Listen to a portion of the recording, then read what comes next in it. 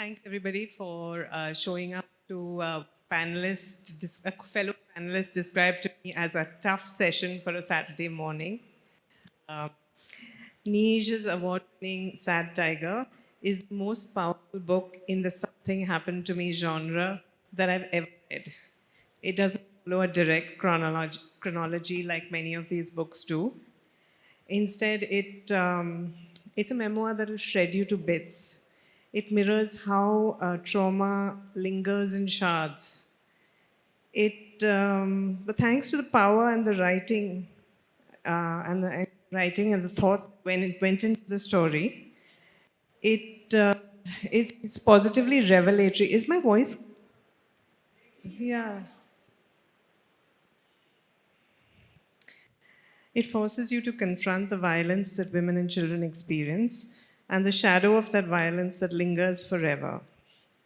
It keeps returning to the perpetrator. It challenges shame. Neige doesn't want people to see her only as someone who has been raped.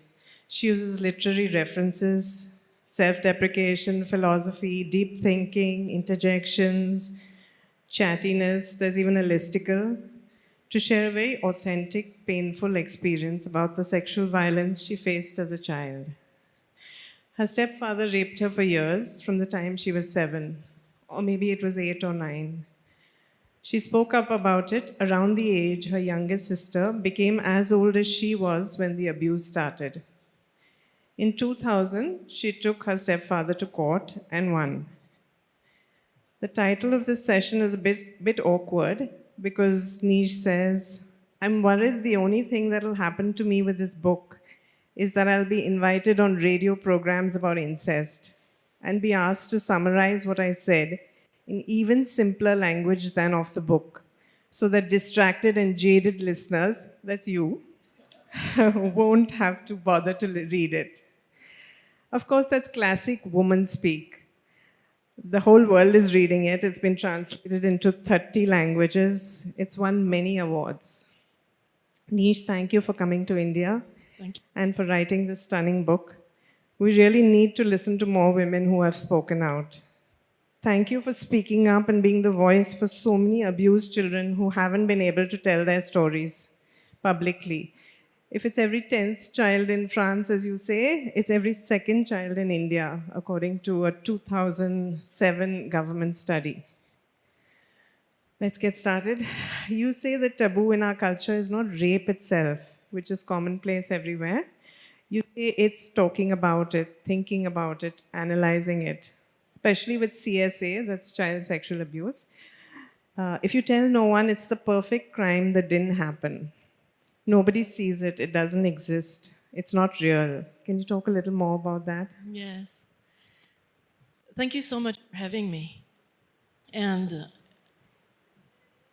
exactly, it's so strange to be in front of an audience talking about this subject that we're not supposed to talk about, especially not in public. And I've been doing this for 2 years since the book came out, and I still can't get over it. Like, it's so amazing and so interesting to see that it finally happens. And there's a real interest of society, I think, not everybody, but many people, to try to do things differently and start this conversation, which is not going to happen if there's no dialogue between adults and children, men and women, people who have been abused and people who have not, professors and journalists. And I mean, it concerns us all, which is, I knew this before the book, but it didn't happen. And now there's all kinds of public. I've been in many countries talking about this subject, and I think it's strange, but it's a reason to celebrate. And tell us why you say that it's a crime where you can't just pick yourself and move on. And that's also something that's in the book, like, this book has no end, and we know it from the beginning. I'm going to try to explore the subject in the book, but we know from the beginning that it's not the purpose of this book is not to close the book and move on to something else or go beyond what happened to me. The promise of the book is not to get it over with. It's not like this. It's to explore something very dark, something very painful, and to open this door, open this window. But I don't promise any solution or any way out. And even as you have been doing this tour and, you know, getting this response to your book, we've been watching the story of the world's biggest, I mean, most publicized story of the world's biggest trafficker and child rapist, Jeffrey Epstein, playing out simultaneously. How does it feel to hear so many testimonies of women who were abused as children, and also to watch them, so far at least, not get justice because the very men who abused them are controlling the narrative even today, all these years later? Sadly, it's always an illustration of the relationship between abuse and power. And it's interesting because in my case, I come from a lower middle class family in France, in the countryside, and I identified the core of the problem, the center of that issue for me as a question of power, a question of the man in charge in the family, being the provider, being, you know, the word of the chief of the family gives him the power to control everything. But in a case of a very famous man with lots of power and his victims, it's also a question of power. It's a different way of exerting power. It has relationship to politics and money and fame and corruption, but still, it's also a question of some people have power and we accept everything from them. And so some people don't have power. Some people are situated in a structural place in the family or in society, and their word has less importance than the word of the one who has power. And what is interesting to me is that we are starting to understand those structures very clearly. We are starting to expose the way things work in a very simple way. It's theoretical, but it's also super simple. And it's something that was not into my hands 20 years ago. So it's one of the very interesting consequences of the work of feminists and feminist theory and people who try to give us those tools to analyze what happens to us. So in a way, every story of abuse has things in common, which is very strange because I think I have nothing in common with Weinstein's social circles. And still, when you read someone else's story, there's always structures that repeat themselves. And which is why I think your book is such a huge hit, because women across the world identify with what's written about. And also there are similarities in the perpetrator of the crime. For example, you say that, talking about predators, you say, knowing there will never be a denunciation. And then one day, when there is a denunciation, daring to lie or daring to tell the truth, daring to admit it straight off, which is what your... Something wrong with my mic. We can share this one. Which is what your stepfather did when confronted with you. Tell us a bit about why you decided to break the silence and what happened when you did. It took quite a long time to make the decision to press charges, to make a denunciation. I'll explain in the book the way it happened. It's because I didn't find any other way to protect my brother and sister who still lived with my aggressor. But I didn't want to press charges, and I think in most cases we try everything else. It's like the last solution. It's like the last resort, because even if you have information about how it works, but when you don't have information, it's the same thing. We are scared of being exposed. I was scared of people in the village knowing this. There's the question of shame is at the core of the denunciation, and I think it's interesting this phrase that the feminists keep saying, that shame has to change sides. And I like the idea, but it never really happens, and we know it. We know it, that even if we win the case, even if things happen the way we would like to, you never get rid of shame. You never get rid of what happens to you when you open up, when you expose yourself with a story like this. I just made the decision when I pressed charges that it was worth it. And with the book, it's different, but it's also related to the same step. Like, I don't want this, but I know it's worth it. I know I'm going to gain something in spite of that exposure that I don't want. You said that shame changes sides. That was the line that was used in the Pelicot trial. And from outside, at least, there are a lot of similarities. Of course, you're a child. She's a grown-up, so that's a massive difference. But you all are both from small villages in France, probably located within 1,000 kilometers of each other. And both of you were raped for years by a close, trusted family member. Both of you chose to speak up and took the perpetrator to trial. Both the perpetrators confessed. Both of you waived your right to hide your identity. Both of you picked a public trial over a closed hearing. I think both of you did it for the same reason, because of systemic violence, but I mean, this is just me looking at the media coverage from the outside. Both of you won and got a conviction, which is incredibly rare, even though, as you say in the book, women never really do get justice. You say the trial happens, we think the world has exploded and nothing in society will be as it was before, and then it goes back to the usual inertia.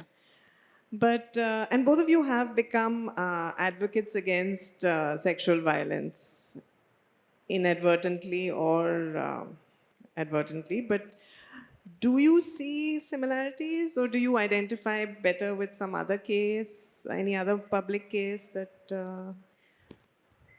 I mean, there are similarities, as we said, no? Systemic violence that goes on everywhere. The case of the trial is so different. My case is just a regular case of... there've been no media coverage. There was one journalist who did report in the local paper, which is quite interesting because lots of times they don't even report those cases. But because I chose, I was offered the possibility by the justice system, and I didn't know anything about the justice system, but my lawyer asked me, do you want a public trial or private trial? And I asked, what's the difference?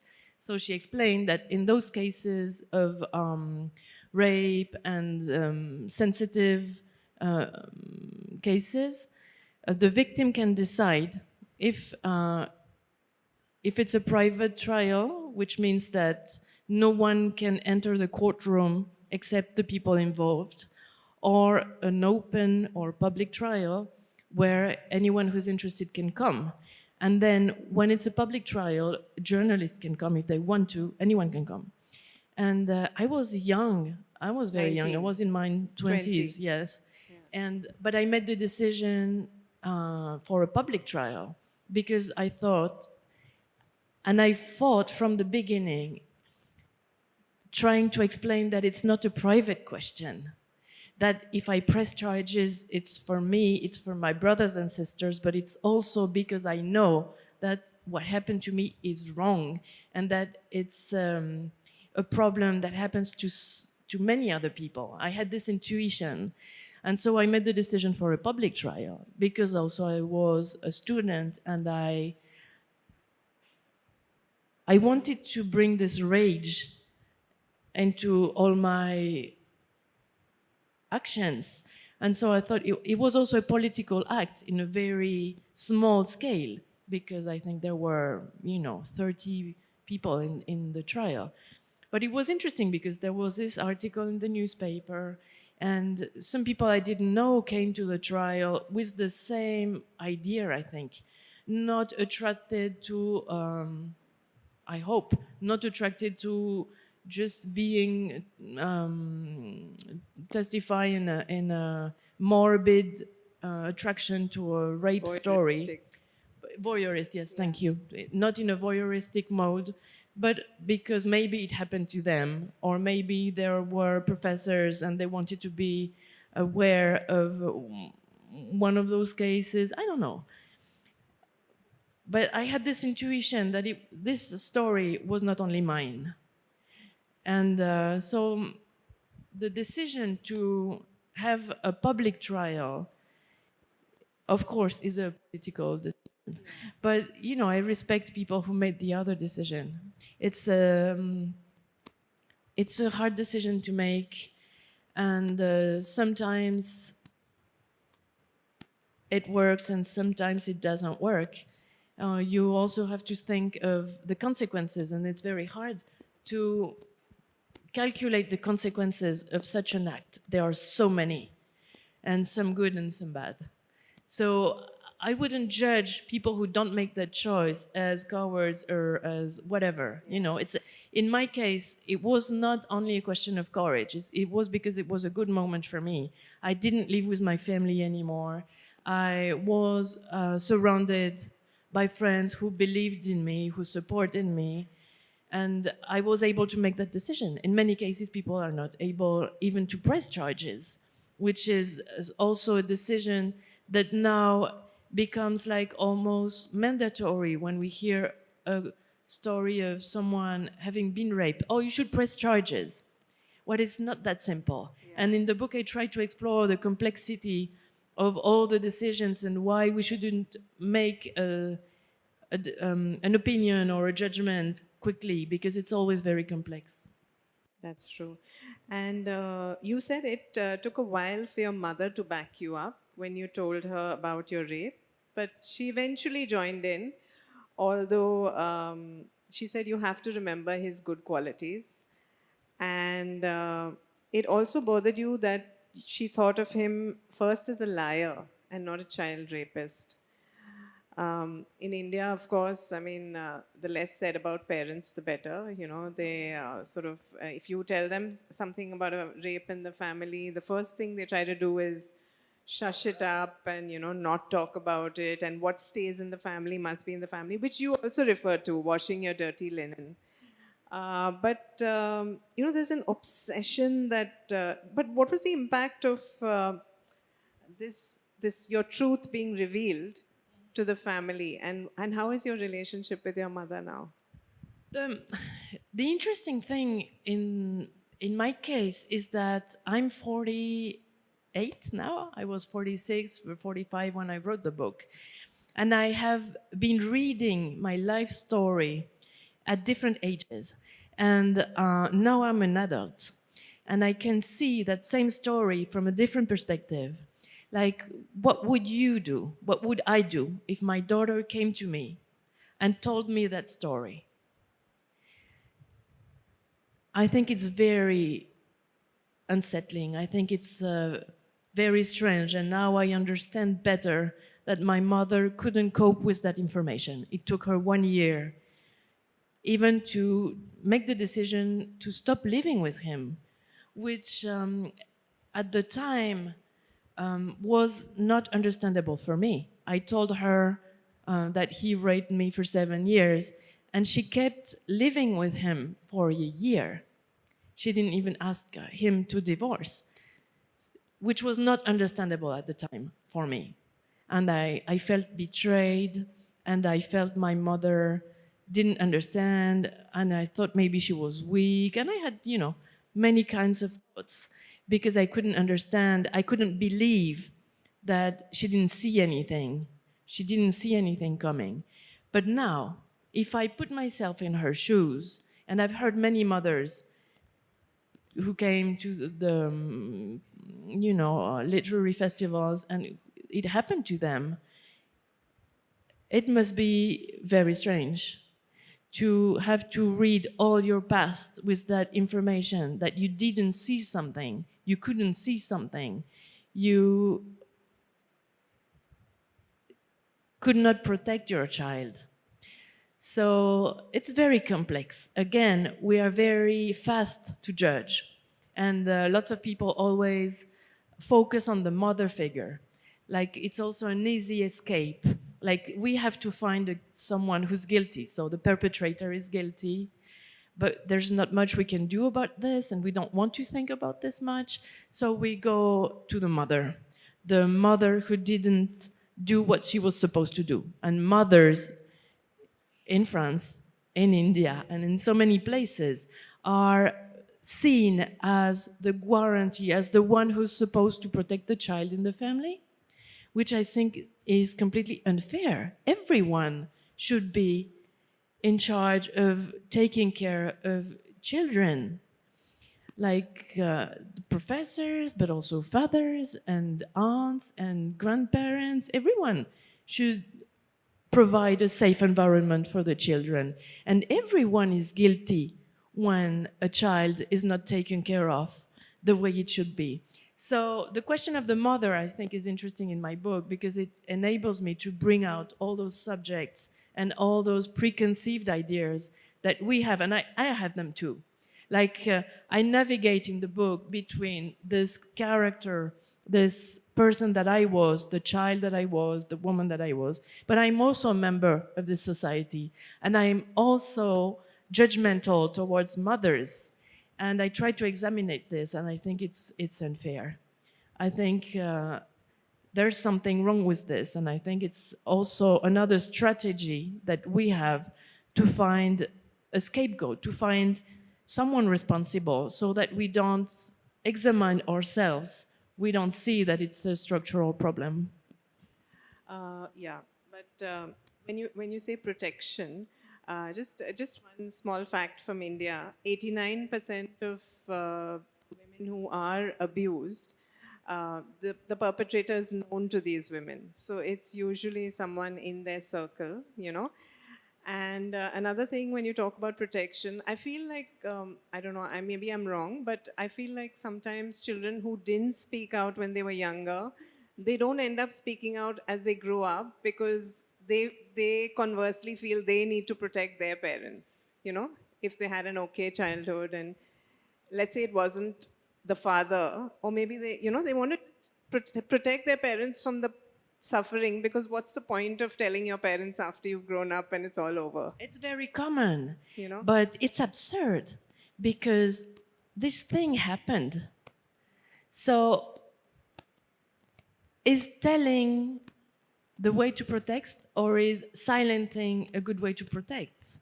A family where this thing happens, where child abuse happens, is already destroyed. But we tend to think that if I tell the story, if I reveal those facts, it's going to destroy the family. And it's a very common and accepted idea, which is completely absurd and wrong and reversed. It's perverse. Because the family where I have been raped for years by someone and not seen by the rest of the family, there's something wrong with this family. Anyway, it's not my telling which is bringing the destruction in the family. But you're right, like most of us, we think... let's say the perpetrator is not a family member. It could be someone else. Yes, it's true. But still, a child who was not able to tell their mother that the teacher, the professor, the uncle, or even the neighbor abused them, there's something wrong in the relationship with the mother, with the family. why do this child take on their shoulders the weight of this story? Why didn't they ask for protection? There was something wrong in the first place. So, but I understand also why lots of people prefer to keep silent. And same thing, like we have to respect, and we shouldn't judge. Everyone do what they can do. And I think it's beautiful to see that now, 2025, we can do more than we could 20 years ago. There's more possibilities for us. There are more opening in society for children to come to an adult and say, I need protection. There's more of us speaking out for sure. At least the word is out. Yes. And at least, there's a possibility to know about those topics. Which and you're not alone. You're not alone. Yeah. And it's something very different from even 10 years ago. Last year, the president of the nation where you spent 20 years at least was groped and he pressed charges. It's something to do with me. Can you talk a bit about that? It's interesting because it shows many different things, like the fact that how can this man believe he could get away groping a woman in the street? A woman president, on top of all. So I think she wanted to make a point. She wanted to make a statement, also saying to other women, this is not acceptable. He won't get away with this. And other men committing any kind of abuse shouldn't get away with it. But yes, what's fascinating to me is that man doing this without thinking that it was a problem. Yeah. How can this happen? Well, it still is into our system. And the impunity in Mexico is very high. The level of the crimes not being charged, and so it was a very small act in a way to be groped in the street in a country where there's 10 feminicides a day, 3,000 a year. But still, it's a gesture to say that things have changed and we are not going to accept anything. It's also a theory of a continuum of violence. And I think it makes sense, if we step out to any kind of violence, then maybe things are going to change. And it sends a message to perpetrators that they can't get away with they shouldn't get away with it, and we know they do. But anytime, hello, can you hear me? No. The other was better. Ask me to change it. Okay. Maybe Priya's one. Yes. Is that okay? No. No, yeah. Okay. It's working now. Yes. Yes, the question of impunity is at the core of it. Like,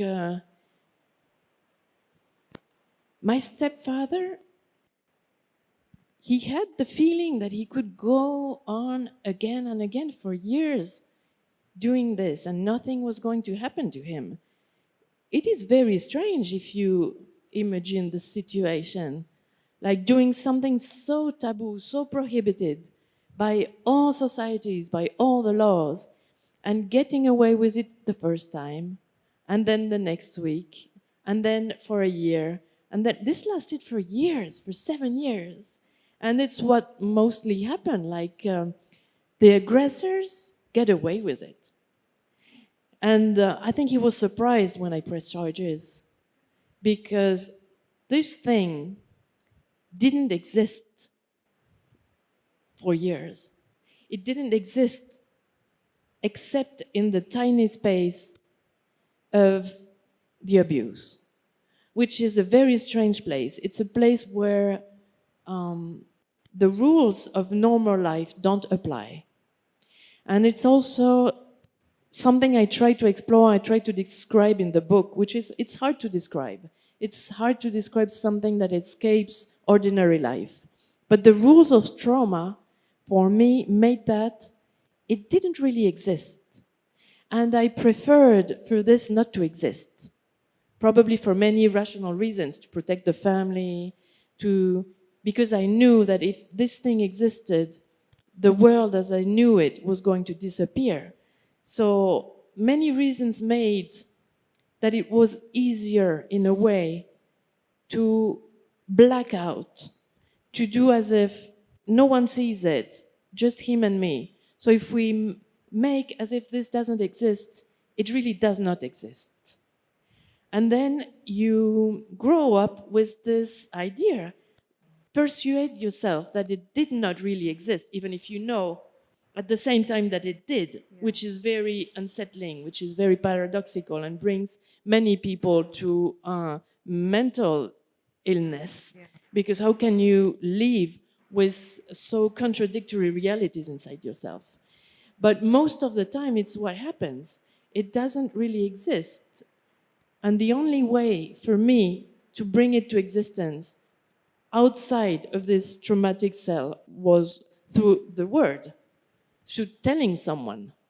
And what did happen when you told someone, when you brought it to existence? How did it impact the family, your sister? At first, I told my girlfriend, which is what happens in most cases. You tell someone you trust, you tell a friend, you tell a professor, you tell your favorite aunt or uncle or someone you feel safe with. And she believed me, which was a surprise, because it's the first time you tell someone something that doesn't exist completely. And this person is a mirror saying, I believe you. I trust your word. And then I told other friends. And so this idea that maybe someone was able to hear that story, was able to build up that self-esteem, it was very important. And I think it built up until the point that I was able to understand that telling my mother was possible, which is something very strange, because when you did it, it seems easy, but it's not. It's not easy to utter those words. It's not easy to, this cliche thing, break the silence, but it's true, you know, it's really to break something, to break a wall that has been built all around you. So that's how it happened, like progressively. Like I was lucky enough to be surrounded by people who believed me, people who trusted me, and friends who give me good advice.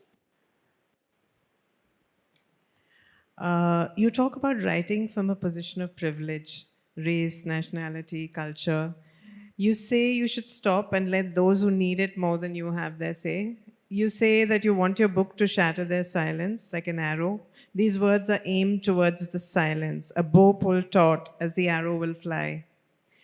In India also, the Me Too movement was critiqued for excluding the stories of Dalit women, the group that faces the worst sexual violence among all groups of women in India. How did the Me Too movement impact the telling of your story? And how do you now ensure that you cede space to more marginalized groups, to their voices? I think there's something wonderful about the Me Too movement is we try to build up solidarity. It's hard. Like in every political movement, there's going to be inside problems and questions of ego, and there's no way to escape this. But still, theoretically, and we try to build up solidarity, and we try to build up the idea that if it gets better for one of us, it should get better for the others, and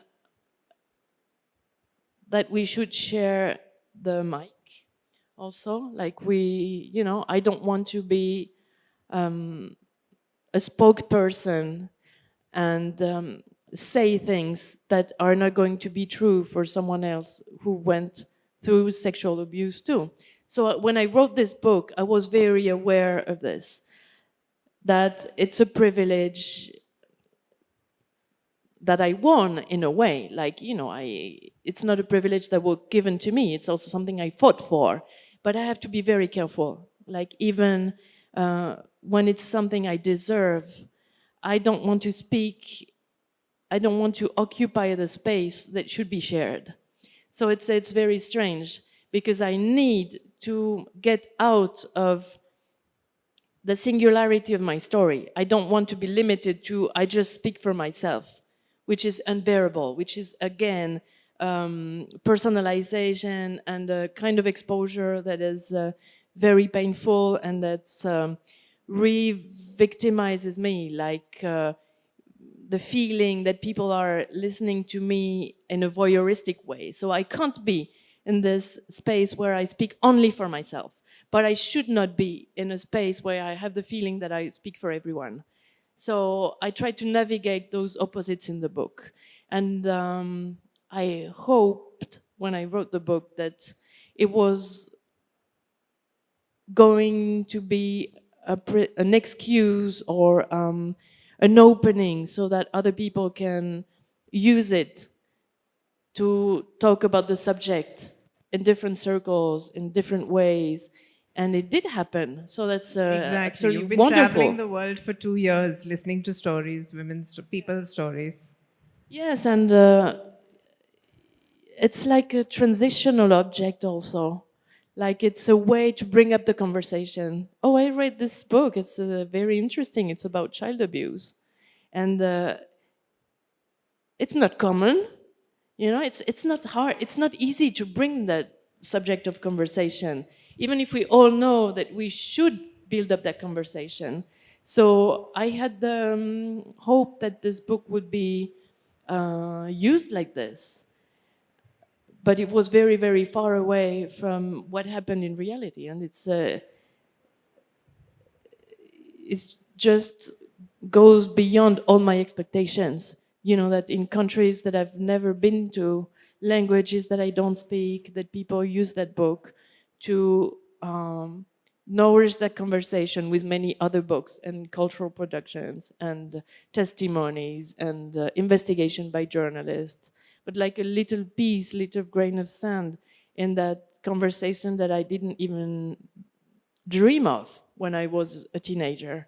So there's something very sad about it, because it's sad that we need that conversation still so much. But there's also something very, very great. Uplifting. I mean, I don't see it sad at all. Neige, thank you so much for writing this book. You spend a lot of time wondering what happens in the perpetrator's head. And you say, the man who abuses his child gets dressed, goes back to family life as if nothing has happened. He repeating the abuse over and over, convinced he'll never be found out. And when he is, he dares to lie or dares to tell the truth. You're fascinated by Nabokov's Lolita because it tells the story through the eyes of the perpetrator, unlike most stories about child rape. You've thought deeply about perpetrators of violence, and though you say that evil is ultimately incomprehensible, tell us a bit about what you've understood about these people who do abuse children. It's very strange. You know, if you want to go back to the Pelicot's case, something that was very interesting is that most of those men who raped an unconscious woman said, I'm not a rapist. I did this, but I'm not a rapist. How strange is this?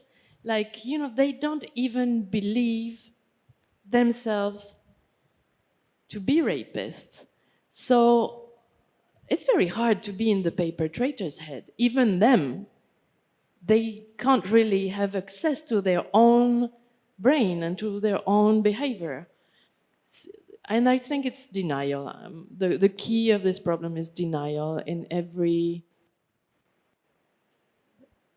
any place you have in this equation, being victim, aggressor, being a friend, being a professor, being whoever, a member of society. We really have a problem that has to do with not wanting to confront the very basic things we have in front of our eyes. And so, what's the perpetrator really? What's the aggressor? We have an image of some outside, some monster, some psychopath that comes from outside of the family. And as Priya said, most of the time, the perpetrator is someone in the close circle, someone who looks nice, someone who doesn't beat the child. Most of the time, it goes completely unseen because it doesn't look like aggression. Like we expect something physically violent from an aggression, in spite of the fact that we know that it doesn't happen this way. We know that it happens most of the time in the family by someone who looks like a protective person. So I think it's time. I think it would be nice if we started to integrate that information. And I'm not, I am not saying to you, like society, oh, you are the guilty party. I am part of this world too. I am also concerned by this recommendation that I make to myself. How am I going to integrate that information? One person out of two being victim of child abuse is just an incredible information that we can't believe in this, but we have to. This is the truth. So it's fighting denial, is finding ways to, what are we going to do with this that we know now? And converting shame to anger, as you say in your book. That would be nice. That would be so nice. That would be so constructive, and I hope we will. There's also a lot of negativity in this. And again, I'm not, I am also part of those very complex processes. And of course, when I'm in front of you, I'm very positive and I have lots of hope. But then there's lots of fear of some backlash, negativity related to the shame. And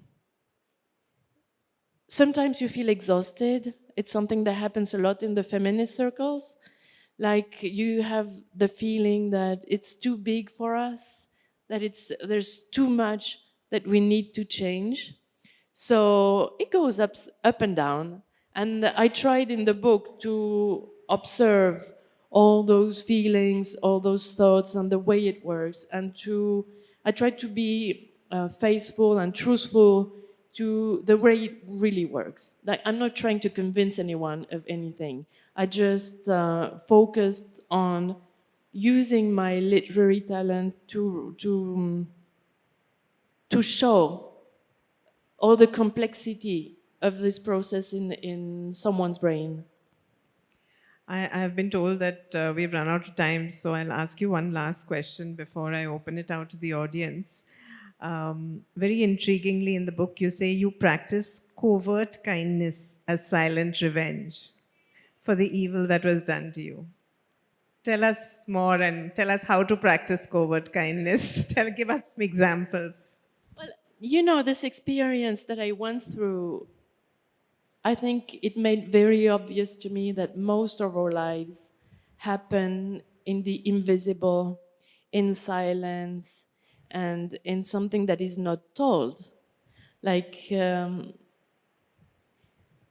I think it's very obvious now with the social media. Like the things we see on social media is not the real life of people. But even before social media, most of our lives happen in silence, is unseen. You're the only God, you're the only conscience that sees everything in your life. So some secret evil was done to me. So being secretly good, fighting this evil secretly seems to be like the right way to get my revenge. And there's other ways too. But I wanted to I wanted to say this in the book because I think it's something that is mostly unsaid, and it's very hard to put something like this in a story because it's cheesy. You know, goodness is hard to talk about because it's not very interesting as a narrative tool. So I tried to find a way so that my narrative would also be different than the narratives of abuse, which is based on aggressivity. And so that's it. I tried to build up the relationship with my reader so that when this moment happens, they completely understand what kind of a revenge it is. And I think it's something I share with many people. Thank you so much, Neige. Thank you. I'll open it out to questions. Nandini has a question. Second row here. Hi. So my question was, you mentioned how you've been speaking positive, you try to be positive when you speak about this, but there's a very interesting line in the book itself where you say that every time you listen to a Johnny Hallyday song, it's like a blade of a knife opening up a wound again. So, writing the book is one thing, but then sharing it with the world, being on promotional tours, maybe having women come up to you after your talks and talk about their stories. That must be a little bit like the blade opening the wound again. Was it like that in the beginning? Is it still like that for you? Sometimes it is, yes. But again, I think it's worth it.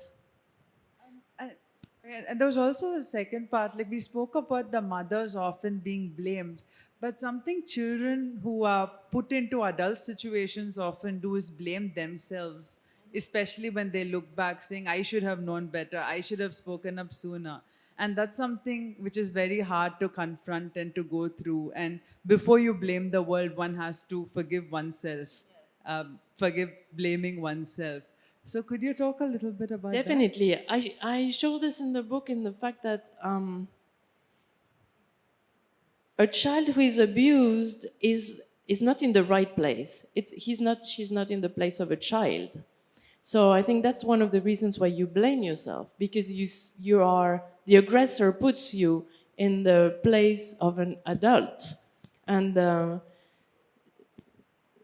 also something strange that happens, and that is the contract between the aggressor and the victim. The first time it happens and you don't speak out, you don't tell anyone, then you feel guilty because you didn't say anything. And so you keep on feeling guilty and sharing the responsibility of this thing happening with the aggressor because you didn't say anything in the first place. And actually, when someone reveals a story of abuse in a family, the first question that comes out is, why did you tell me before? And it's very hard to understand. It was hard for me too. And I don't understand completely why. I don't understand completely how it works. It probably has to do with trauma.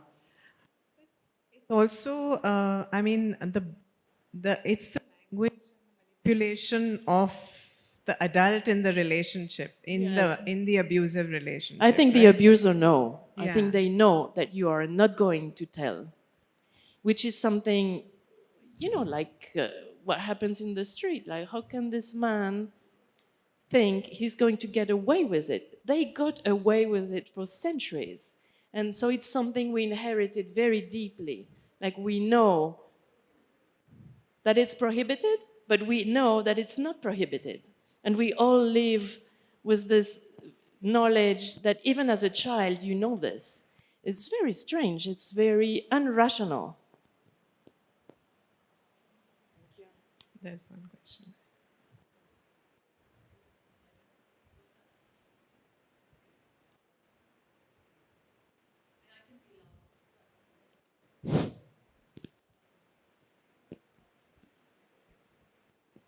I think this one works. Thank you so much, first of all, Neige, for being here, for writing the book, for being here, for talking to us. It's been wonderful to listen to you. I have a question that maybe it's too big to answer now, maybe not. So if it's too big, we can talk about it later. It's up to you to judge. But I'm really struck by how you said two things that are both true, but that do not necessarily go together, which is to say, you said that this kind of impunity, this kind of abuse of power happens all the time, everywhere, from the street to the household, all over the world. And I think that's absolutely right. You also said that the situation of child abuse becomes a very private moment because all the rules of reality are suspended there. And I'm not sure if those two things should belong together, because I think unless you change that second situation, unless you stop seeing it as something private, unless you see it as something so structurally endemic that all these men think they can get away with it, unless you do that, you can't actually affect the structure. Because you're separating those two things. And I think a lot of shame comes from that. Because the people who are abused think, oh my God, this is private. But it isn't. It doesn't have to do with them. It's a structure. It shouldn't be. Exactly. But aren't we repeating that problem? By calling it private, by calling it my experience, by saying that all the rules of reality are suspended there, aren't we repeating that language? I think, and I'm not sure, what I try to do in the book is explore many things that are paradoxical. And I think this is exactly one of those paradoxes, because I would like to analyze my own story as an example of a systemic violence, of structural violence. I want to make a political subject of this, of what happened to me. And I want to get out of the private sphere. But I also know that what happened to me put me in a place of loneliness, of subjective loneliness. And I'm never going to be, even if I'm convinced that it happened to, how many people are here? It probably happened to some of you in a way that is a little bit different, but a little bit the same. But still, in my feeling, my conscience, and the perception I have of my personal story, no one knows what happened to me. It's very paradoxical. I have this intellectual knowledge, 1 out of 2, 1 out of 10 in France. I have this knowledge. I know it's a systemic question, and it has to be a systemic answer. But at the same time, as a subject,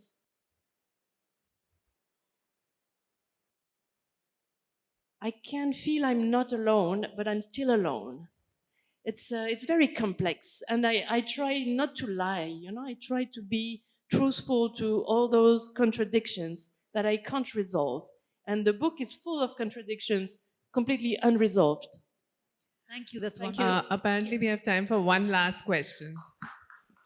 Please make it short, sir. Yeah, sure.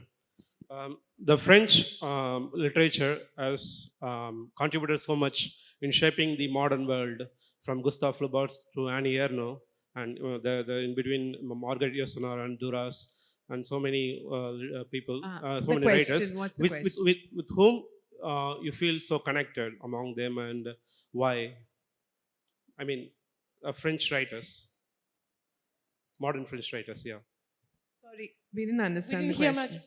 Sorry, Sorry. the French literature has contributed so much in shaping the modern world, from Gustave Flaubert's Madame Bovary to Annie Ernaux, and there in between Margaret Yourcenar and Duras, and there are so many writers with whom you feel so connected among them, even Simone de Beauvoir, and why? I mean, as a passive writer. Yeah. French writers do you Okay. feel? Thank you. Sorry, it took me a long time to understand your question. I studied North American literature and Latin American literature. So my background is very mixed up. But I think, and it's unseen in the book, but I think all those books have been influenced by Montaigne, by the creation of the essay as a space of subjectivity, as a lyrical space in a long time ago, like trying to use the thinking, to use reason, to use analysis in an emotional way, to analyze your own life as if it was the subject of a story. It comes from very far away. And so I think it was a big influence, even if I didn't know, even if I thought I was influenced by my contemporaries. I think, you know, we don't make up anything.